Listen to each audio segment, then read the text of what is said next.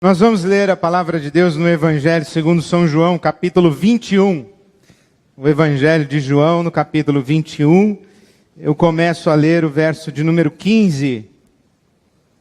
Esta conversa de Jesus com Simão Pedro. Simão Bar Jonas, Simão filho de Jonas, que a nova versão internacional traduziu como Simão filho de Jesus. Bartimeu, filho de Timeu. Bar Jonas, filho de Jonas. E aqui Jonas, João. Então essa conversa de Jesus com Simão Pedro, filho de João. João capítulo 21, verso 15. Jesus perguntou a Simão Pedro: Simão, filho de João, você me ama mais do que estes? Disse ele: sim, Senhor, tu sabes que te amo. Disse Jesus: cuida dos meus cordeiros. Novamente Jesus disse: Simão, filho de João, você me ama? Ele respondeu: sim, Senhor, tu sabes que te amo. Disse Jesus: pastoreie as minhas ovelhas. Pela terceira vez ele disse: Simão, filho de João, você me ama? Pedro ficou entristecido por Jesus lhe ter perguntado pela terceira vez: você me ama? Ele disse: Senhor, tu sabes todas as coisas e sabes que te amo. Disse-lhe Jesus: cuide das minhas ovelhas. Que Deus nos dê o entendimento e a experiência desse amor. Amém. Pedro é uma dessas pessoas a respeito das quais estamos acostumados a dizer que tem uma autoestima inabalável. Pessoas que não estão muito preocupadas com as opiniões alheias. Pessoas que não se sentem intimidadas em público. Falam, agem, participam, se envolvem, se comprometem. Pedro tem esta personalidade expansiva, expressiva. Pedro era um sujeito carismático, líder. No meio de um grupo ele se sobressaía fácil. Provavelmente controlava as conversas, dava os assuntos, comandava o humor, inclusive, do grupo. Pedro é um dos discípulos de Jesus, incluído entre os 12 apóstolos, como chamamos, uma das figuras mais proeminentes do Novo Testamento. Em o Novo Testamento, acredito que Pedro só perde para Paulo apóstolo. Mas mesmo assim, nos primeiros anos da história da igreja cristã, Pedro é uma figura emblemática. No ministério de Jesus, e naqueles 3 anos do ministério de Jesus, com absoluta certeza, Pedro foi a figura mais emblemática. Ele participa intensamente, ele mergulha com toda a intensidade de sua alma na pessoa de Jesus, no projeto de Jesus, no propósito de Jesus, na convocação de Jesus. Pedro vai para dentro de Jesus com tudo que ele é e com tudo que ele tem, sem medo, sem travas e sem nenhuma reserva. Ele se entrega e se doa absolutamente. É escandaloso na sua entrega, ele fala, ele participa, ele é intenso.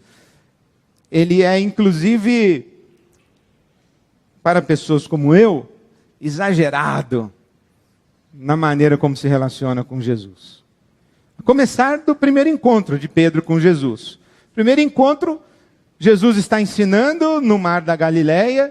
Você sabe, o Mar da Galileia, na verdade, é um lago de água doce. É chamado Mar da Galileia, ou Lago de Tiberíades. Cidade de Tiberíades fica bem à margem do lago de Genezaré, Mar da Galileia, tudo igual. Mas é um lago de água doce. E Jesus está ensinando às margens do mar da Galileia, e a multidão se aproximando. Jesus entra na água, vai dando passos para trás, a multidão vai se achegando. Jesus olha ao lado, tem um barco, é Pedro quem está no barco. Jesus pede o barco emprestado, entra no barco, leva o barco um pouquinho mais ao fundo, a multidão fica onde consegue chegar para ouvir a Jesus, ouvir. E à medida em que Pedro, que é o dono do barco, vai ouvindo Jesus, ele cai no chão e diz: afasta-te de mim, porque eu sou pecador. Pedro é o primeiro sujeito a perceber que há uma singularidade na pessoa de Jesus, que há uma manifestação divina na pessoa de Jesus. É a mesma experiência de Isaías no capítulo 6, do profeta Isaías, quando a glória de Deus enche o templo. Isaías cai ao chão e diz a Deus: ai de mim, eu vou perecer, eu vou morrer, porque eu sou pecador. É esta profunda consciência de inadequação diante da pureza, da santidade e da glória de Deus. Todo mundo que disser para você que teve um encontro pessoal com Jesus e saiu desse encontro pessoal com Jesus cheio de orgulho, não foi com Jesus. Porque quando nós nos encontramos com Jesus, nós somos humilhados pela presença divina. Nós somos invadidos pelo que Rudolf Otto chamou de um misto de alegria intensa, mas quase que de um pânico, de um medo, de um pavor. Se você observar, toda vez que a glória de Deus se manifesta para alguém na Bíblia Sagrada, a primeira palavra pronunciada é: não temas. Toda vez que Deus aparece para alguém intensamente, a palavra de Deus a esse alguém é: não temas, calma, não precisa ficar preocupado, calma, eu não vou matar você, eu não vou consumir você com a minha santidade, com a minha glória, calma, não temas, não tenha medo. Pedro é o camarada que tem essa experiência na presença de Jesus. Ele está presente nos momentos mais íntimos de Jesus. Pedro, Tiago e João formavam o círculo de discípulos mais íntimos e próximos de Jesus. É Pedro quem recebe a revelação a respeito de Jesus como o Cristo, Filho do Deus vivo. Jesus pergunta aos seus discípulos: quem vocês acham que eu sou? Quem vocês pensam que eu sou? E Pedro diz: tu és o Cristo, Filho do Deus vivo. E então Jesus diz: olhe, não foi você quem descobriu isso, mas o meu Pai revelou isso para você. Deus colocou na boca de Pedro as palavras mais extraordinárias que já foram pronunciadas por um ser humano em todos os dias, em todos os períodos, em todos os tempos, em todos os lugares da história. O ser humano que pronunciou com seus lábios a respeito de Jesus de Nazaré: tu és o Cristo, Filho do Deus vivo. Nenhuma fala de nenhum ser humano em tempo algum foi tão importante, tão profunda, tão verdadeira quanto essa fala de Pedro: tu és o Cristo, Filho do Deus vivo. É Pedro quem está comprometido com Jesus, com a causa de Jesus, com o reino de Jesus, e ele diz a Jesus o seguinte: eu estou tão comprometido contigo, que eu vou morrer, mas eu não vou te abandonar. Porque no momento em que Pedro declara, por revelação divina, tu és o Cristo, Filho do Deus vivo, Jesus começa a dizer assim: pois isto é verdade, e eu, o Cristo, Filho de Deus, eu vou ser preso, vou sofrer, vou morrer, e vou ressuscitar ao terceiro dia. E Pedro diz: morrer não, você é o Messias, você é o ungido, você é o escolhido de Deus, você não vai morrer, e eu não vou deixar ninguém matar você, eu vou ficar do seu lado. Para que alguém mate você, primeiro vai ter que me matar. Esse era o nível de comprometimento de Pedro com Jesus. Jesus vira-se para Pedro e diz: ah, Pedro, você está enganado a respeito de você mesmo. Antes de o galo cantar, amanhã pela manhã, você me terá negado 3 vezes. E Pedro nega a Jesus 3 vezes. Na manhã seguinte ao julgamento de Jesus, porque Jesus é preso no Getsêmani, no Jardim das Oliveiras, no Monte do Getsêmani, é levado e é jogado de um lado para o outro, da casa de Anás e Caifás, os sumos sacerdotes, para a casa de Herodes, para o palácio de Pilatos, volta para o palácio de Herodes, e Jesus passa a noite sendo julgado pelo Sinédrio, e durante essa noite Pedro nega a Jesus 3 vezes. Ao amanhecer do dia, Pedro está no caminho de Jesus e ele cruza olhares com Jesus. E naquele momento em que Pedro e Jesus cruzam o seu olhar, Pedro toma consciência das palavras de Jesus: você vai me negar 3 vezes antes do galo cantar. E Pedro cai num pranto desesperado e chora uma dor sem fim e chora uma dor sem medida. Se recolhe, Jesus é morto crucificado, ressuscita ao 3º dia e aparece aos seus discípulos, mas primeiro aparece às mulheres. São as mulheres que vão ao túmulo de Jesus no domingo da ressurreição. E Maria Madalena conversa com Jesus no jardim do túmulo. E Jesus diz assim: digam, vocês mulheres, digam aos meus discípulos que eu espero por eles na praia. E as mulheres vão correndo para a casa onde todos os discípulos estão escondidos e amedrontados. Jesus morreu. Roma esmagou o projeto salvífico de Deus para Israel. O Messias, o Cristo escolhido, está morto. Os discípulos estão desesperados, estão sem entender o que aconteceu, amedrontados, estão lá numa casa. As mulheres entram dizendo: ele ressuscitou e está esperando por vocês lá na praia. Aí é aquela correria, os caras se levantam, começam a se vestir, amarrar os seus cintos, calçar as suas sandálias, e eles vão um animando o outro, corre rápido, rápido, rápido, e Pedro está parado, congelado. Ele não sabe se vai ao encontro de Jesus, se não vai. Negou. Decepcionou Jesus. Então Maria Madalena diz assim: Pedro, ele está esperando você. Aí o Pedro diz assim: como assim me esperando? Está esperando assim todo mundo ou falou que estava me esperando? Falou meu nome? Ou falou todo mundo? E a Maria Madalena diz assim: não, ele disse assim: olha Pedro, diga aos meus discípulos e a Pedro que eu espero por eles lá na praia. E é verdade, leia Marcos 16, versículo 7. Diga aos meus discípulos e a Pedro que eu espero por eles lá na praia. E é esse momento aqui. Quando eles estão pescando, sem sucesso algum, estão voltando para a praia, e Jesus está lá, e diz: ei, vocês têm peixe? E eles dizem: não pescamos nada essa noite. E Jesus diz: tentem novamente, joguem a rede para o lado direito do barco. Primeiro encontro de Jesus com eles foi exatamente assim. Eles pescaram a chamada pesca maravilhosa. E quando aquele alguém lá da praia diz: jogue a rede do lado direito, eles jogam e pegam uma quantidade imensa de peixes, na verdade 153 peixes. Eles pegam os peixes, imediatamente João grita: é Jesus! E o Pedro, diz a Bíblia Sagrada aqui em João 21, que o Pedro estava nu, vestiu-se, atirou-se na água e foi nadando para encontrar Jesus. Não esperou nem o barco chegar. Esse é o Pedro. Superlativo, exagerado e intenso. Já mergulhou e foi nadando, foi o primeiro a chegar, o primeiro a correr na direção de Jesus.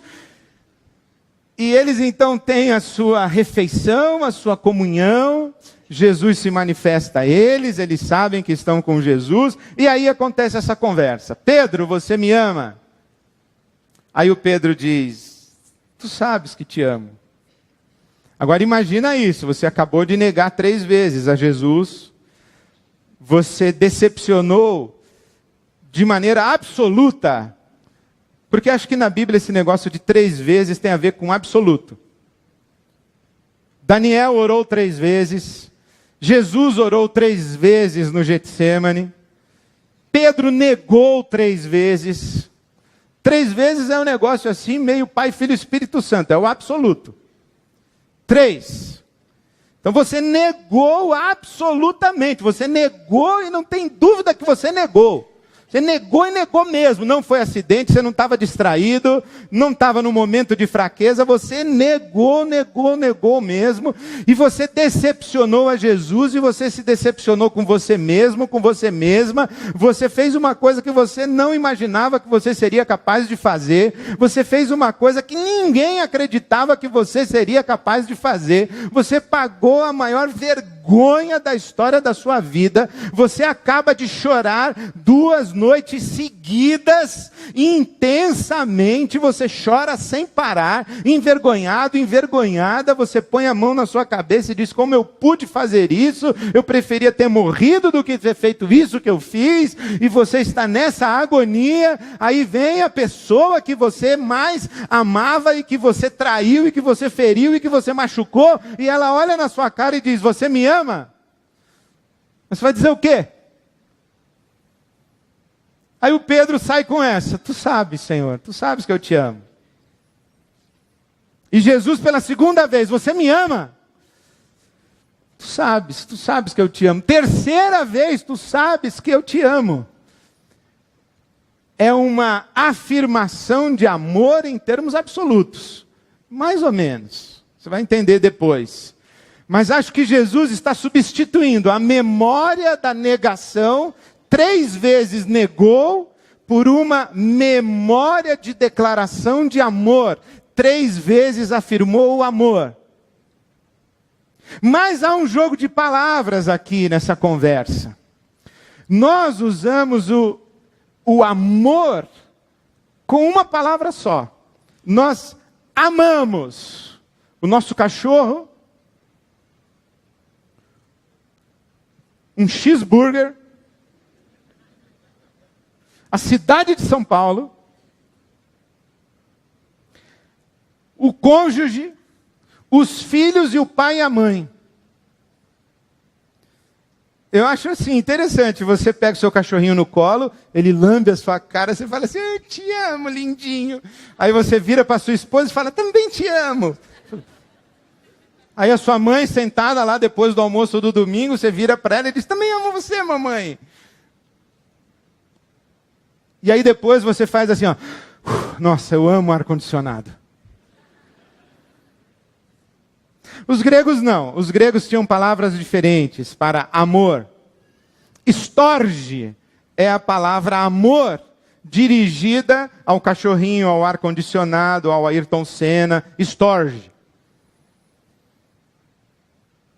Eros é o amor aquele mesmo da cama, que pega fogo. Aleluia. Ali é o amor erótico. É o amor que um come o outro, um vai para dentro do outro. Esse é o amor assim, amor de casal, amor de homem com mulher, amor de sexo, erótico, amor eros. Ágape é o amor divino, puro. O amor de Deus é o amor ágape. Diferente do eros. O eros é um amor guloso, egoísta. Se você não for minha, não vai ser de mais ninguém. Pá, pá, pá. Mata por amor. Eros mata. Ágape morre. Deus olha para você e diz assim, eu te amo tanto. Tanto, tanto, que por amor a você eu estou disposto a morrer. O eros diz assim, eu te amo tanto, que se você não me amar de volta, eu te mato. Esse é o eros.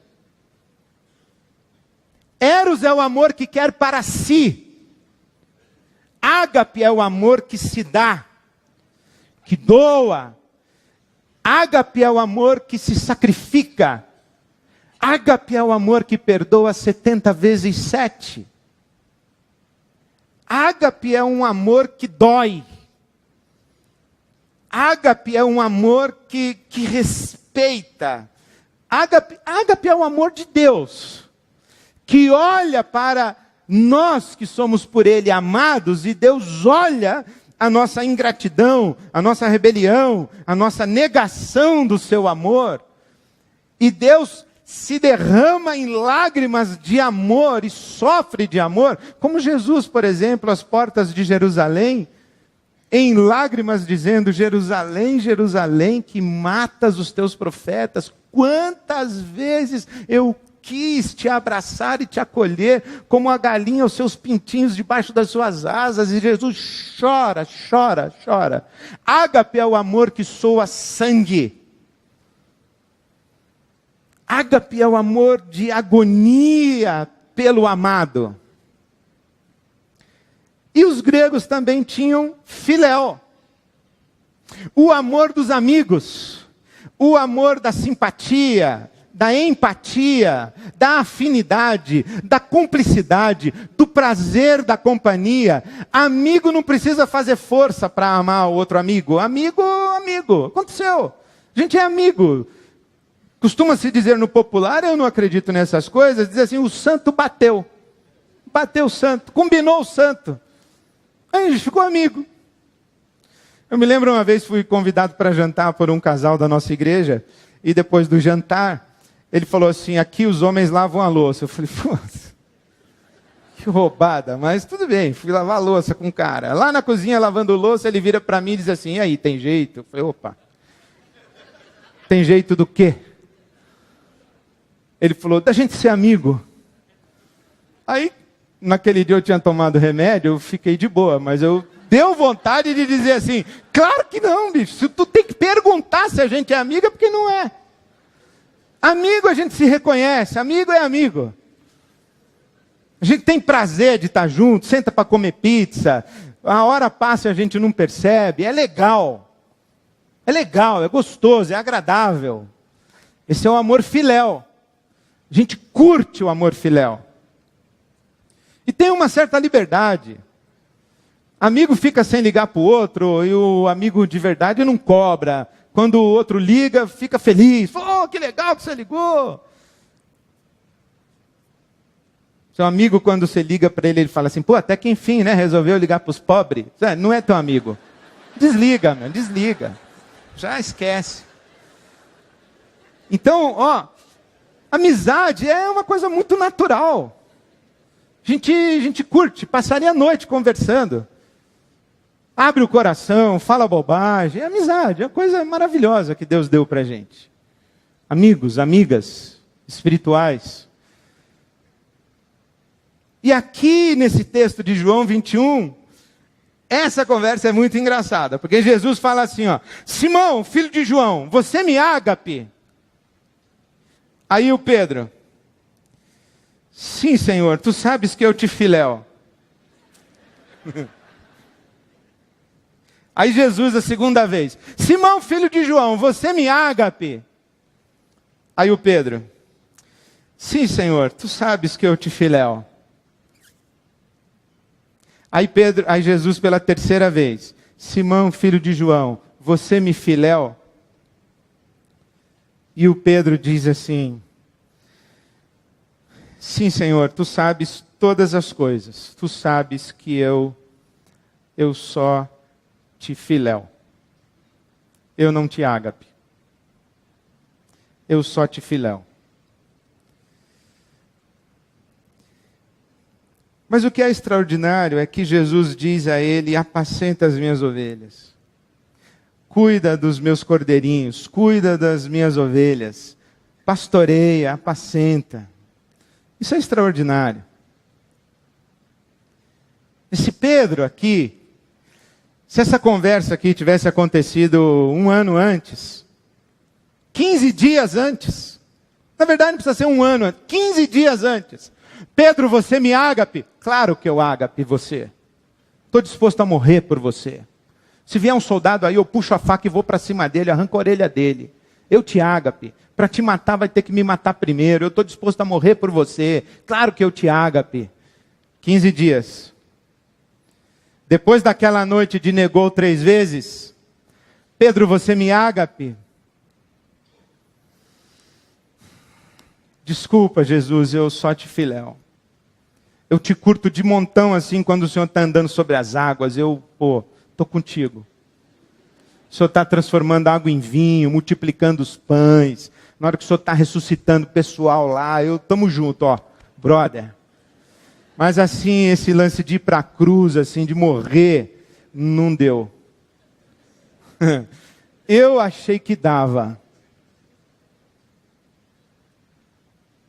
Honestamente para o Senhor, eu achei que eu te ágape.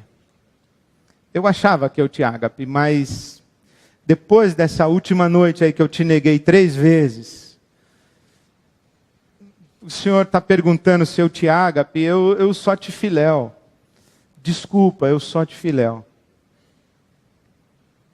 E Jesus diz, apacenta as minhas ovelhas, apacenta as minhas ovelhas, apacenta as minhas ovelhas. E aqui alguma coisa para nós isso está dizendo, e dizendo assim, em alto e bom som. Primeiro é que nós não precisamos ser perfeitos e amar à perfeição para que Deus nos ame e nos inclua. Ed, você me ágape? Eu vou dizer, Senhor, desculpa, eu só te filéu. Não consigo nem perdoar meu cunhado, eu vou dizer que vou morrer pelo Senhor. Não consigo nem vencer um maço de cigarro. Não consigo nem dizer não para dinheiro sujo. Ágape, eu vou dizer que eu morro por Jesus, se eu sequer perdoo meu pai, minha mãe, minha irmã, meu irmão, sou capaz nem de perdoar. Eu vou dizer que eu morro por Jesus? Ô Ed, você me ágape? Falei, Jesus, eu te filéu. Quando assim eu estou numa pior e eu sei que o Senhor vai me socorrer, vai me ouvir, vai ouvir o meu desabafo, ouvir a minha oração, vai ouvir o meu choro, vai me acolher, dizer que me ama, eu te curto de montão. Mas quando o Senhor vem com esse papo de virar outra face, não dá para... Aí já é meio ágape assim, não dá para a gente continuar a conversar. De arcar com prejuízo, o camarada me pede a minha capa, eu tenho que dar a capa e a túnica, e dar o vestido, e o cinto, e a sandália, não dá, Jesus. Perdoar de novo, não vai dar. E outra, os meus sentimentos assim que eu tenho, os meus pensamentos assim, aquela vontade que eu tenho que aquela pessoa morra, que eu vou alimentando aquilo, que ela merece morrer, né? Ela merece, Jesus, o Senhor sabe o que ela fez comigo. E eu sei que está errado eu pensar isso, mas à noite assim, antes de dormir, eu lembro dela assim, com esse desejo que ela morra mesmo. Aí o Senhor vem perguntar para mim se eu te ágape. Eu não consigo nem gastar menos para doar mais. Eu não consigo nem cuidar direito da minha saúde.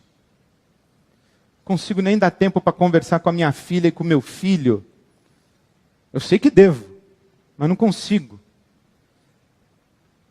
E o Senhor vem perguntar para mim se eu morreria pelo Senhor. O Senhor sabe que não.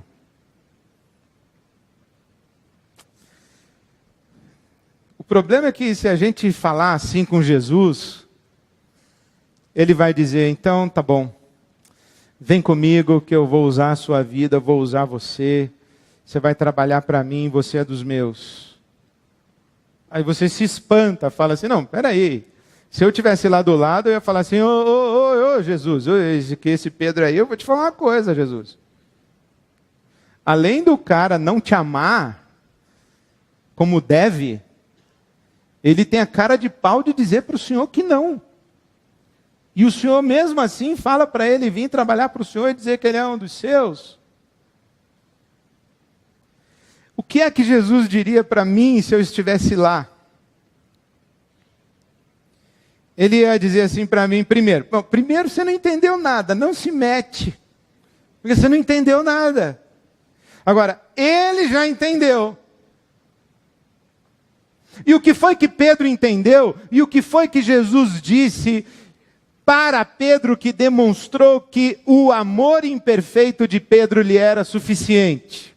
Por que que o amor imperfeito de Pedro era suficiente para Jesus?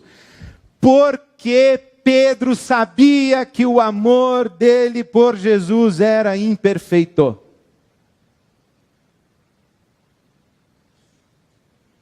Quando Jesus pergunta: Pedro, você me ágape, você me ama à perfeição, você me ama do mesmo jeito que eu te amo? O Pedro diz assim: eu lamento muito, Jesus, eu acreditei que eu te amava assim, mas eu não te amo, e o Senhor sabe que eu não te amo. E Jesus então teria dito a Pedro: finalmente, Pedro, você chegou onde eu queria que você chegasse.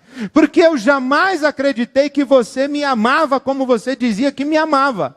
E jamais acreditei que você me amaria do jeito que disse que me amaria. O problema é que você não sabia disso.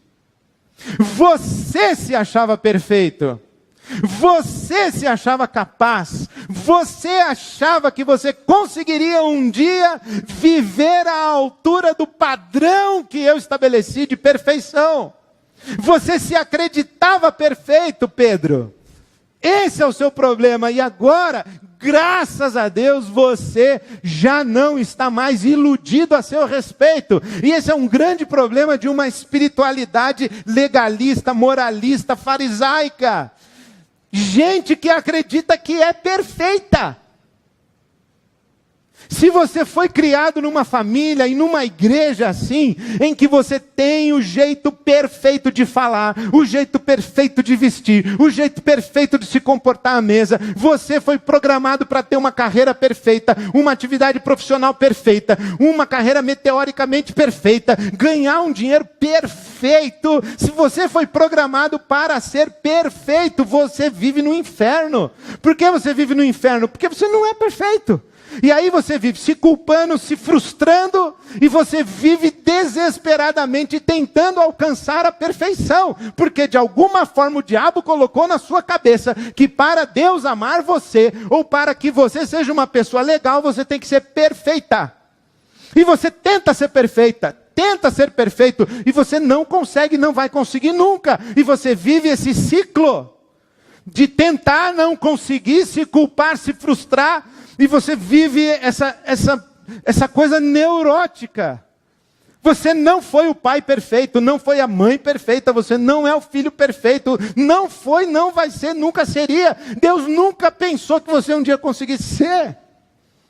Mas você se cobra isso. Sabe coisas que eu ouço, que as pessoas falam para mim, que elas acham que estão posando assim de piedosas?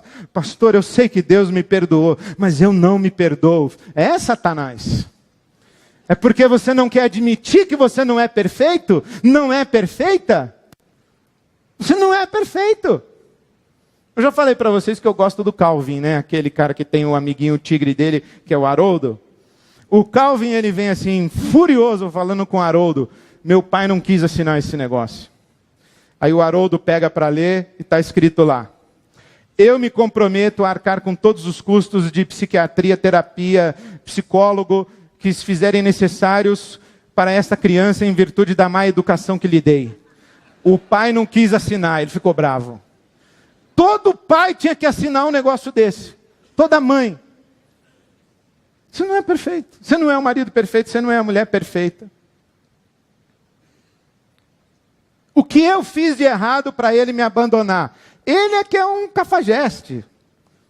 Não foi você que fez errado. Às vezes foi, mas geralmente não foi.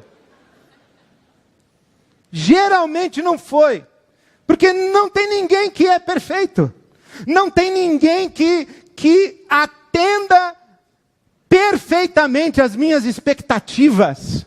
Não tem igreja, não tem pastor, não tem governo, não tem mulher, não tem filho, não tem nem Deus. Nem Deus é perfeito para mim. Deus demora. Deus deixa vivo uns caras que devia ter levado. Deus leva uns caras que podia ficar vivo mais tempo. Nem Deus é perfeito para nós.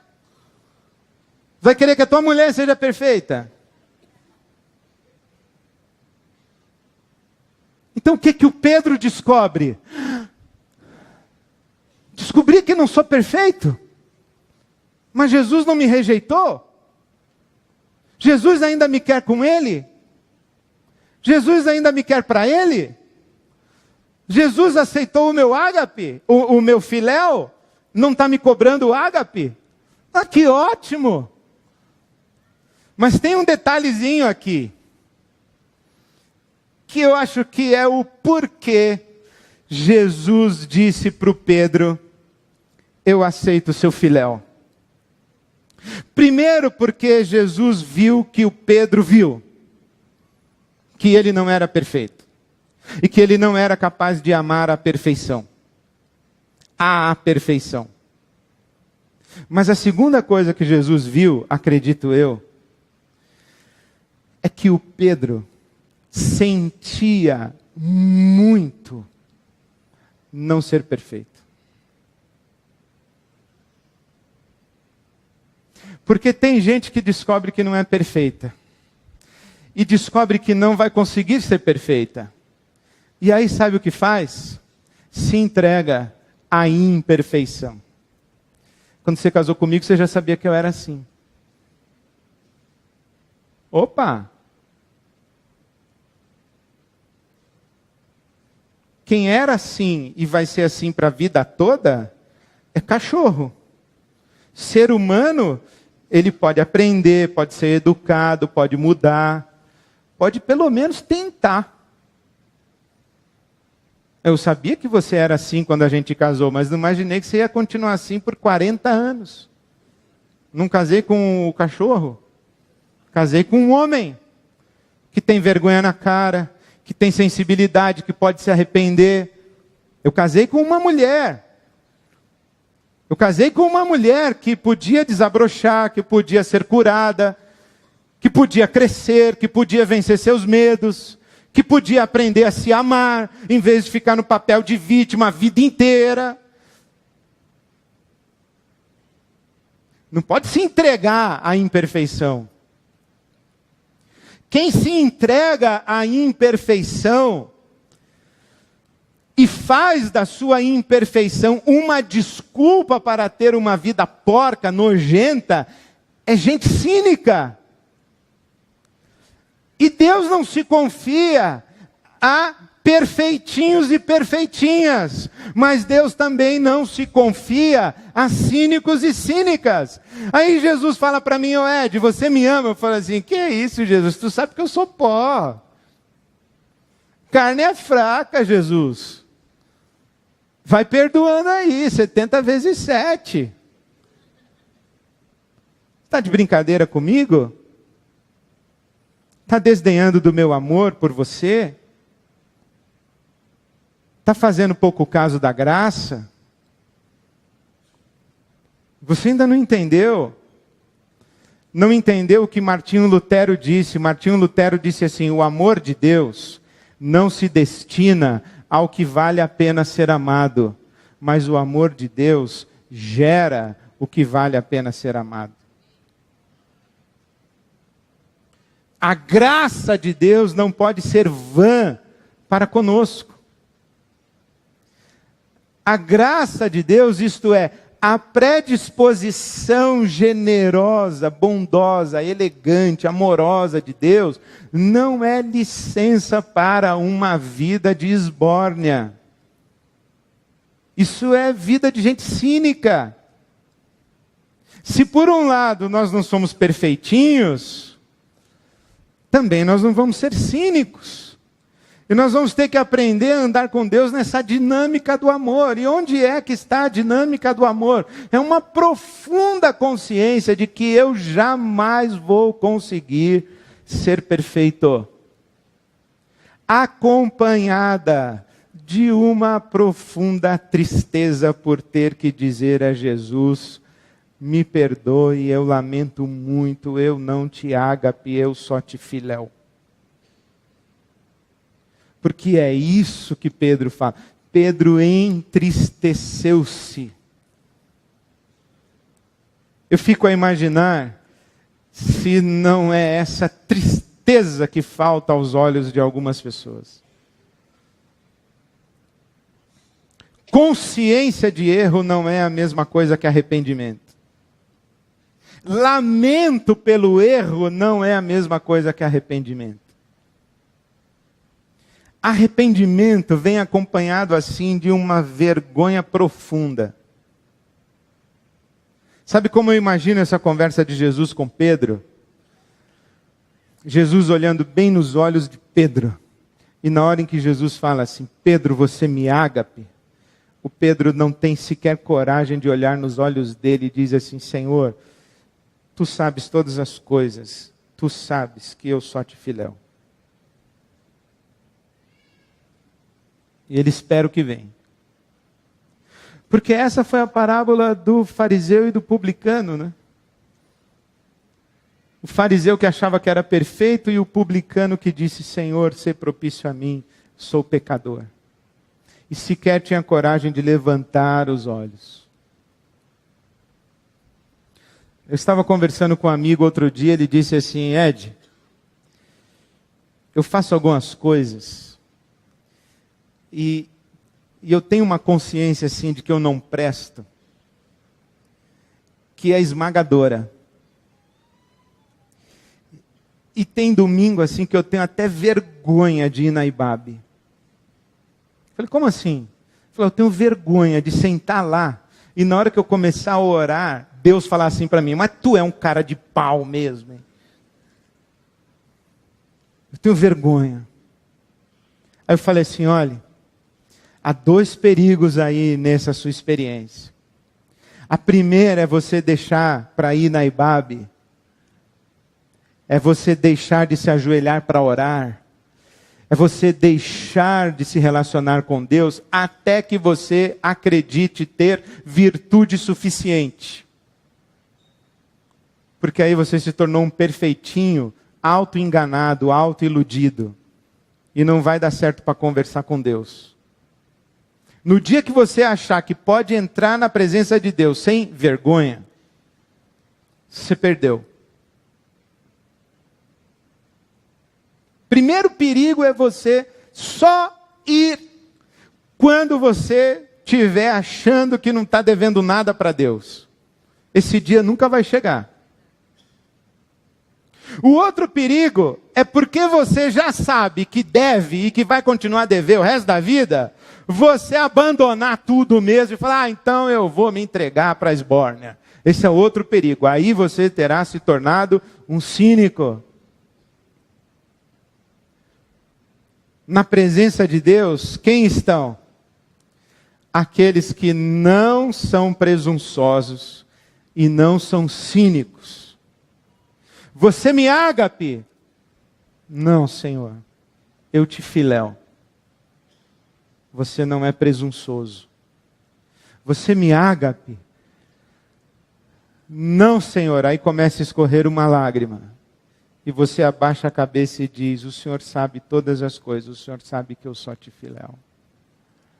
E quando Deus olhar essa lágrima nos seus olhos, Ele vai dizer, você não é presunçoso e você não é cínico. Vem aqui, deixa eu te dar um abraço e me ajuda a cuidar das minhas ovelhas, você é dos meus. O que é que Deus espera de nós? Autenticidade, verdade. Não a presunção dos religiosos que se querem parecer perfeitos, e nem o cinismo daqueles que se escondem atrás de uma errada noção da graça de Deus. O que Deus quer?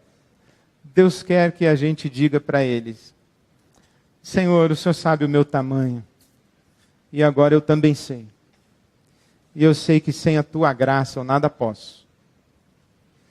Eu descobri que é só na tua mão que eu posso alguma coisa. Quando chega esse dia, a gente começa a conversar com Deus. Até que chega o dia que a gente diz assim, eu na minha força, Senhor, nada posso. Mas tudo posso naquele que me fortalece. Tudo posso na tua graça. Tudo posso soprado pelo teu Espírito. Eu já estou humilhado e ajoelhado, dizendo para o Senhor que sem ti eu nada sou. Já não estou mais iludido a respeito de mim e nem com medo de dizer ao Senhor que eu não sou perfeito, porque eu já recebi esse teu olhar dizendo: o seu filéu me é suficiente, porque você não é nem presunçoso, e nem cínico, e nem cínica, e nem presunçosa. Vem aqui, deixa eu te dar um abraço, e me ajuda a cuidar daquilo que é meu. Meu conselho para você nessa noite: segura na mão de Deus e vai, meu irmão. Se largar a mão, ou você cai para uma vida cínica, ou você se afunda num ciclo repetitivo de frustração e culpa e hipocrisia, tentando mostrar para os outros que você é perfeito e você é perfeito. Ou você então se entrega para uma vida dupla e põe uma máscara e põe uma cara de pau e começa a conviver. Nas duas pontas, não tenha dúvida, vai ter um dia em que a casa vai cair. Mas se você disser: Senhor, o Senhor sabe que eu só te filéu, mas eu quero segurar na tua mão e continuar tentando, porque eu não sou cínico, eu não sou cínica, não sou presunçoso nem presunçosa, mas eu não sou cínico e não sou cínica, eu seguro na tua mão e da tua graça eu dependo. Vamos ficar em pé, segura na mão de Deus, meu irmão, minha irmã, e vai.